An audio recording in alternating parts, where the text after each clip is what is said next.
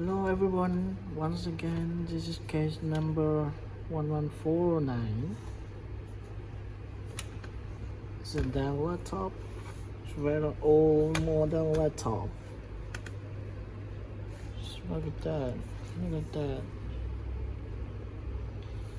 Anyway, we managed to fix your customer broken hinge this size. We fix it for customer anyway. Try to help.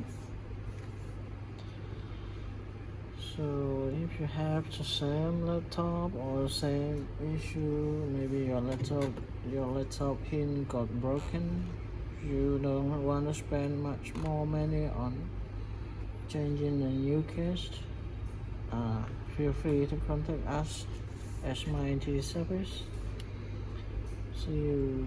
Thank you for watching this video. See you next time. Peace.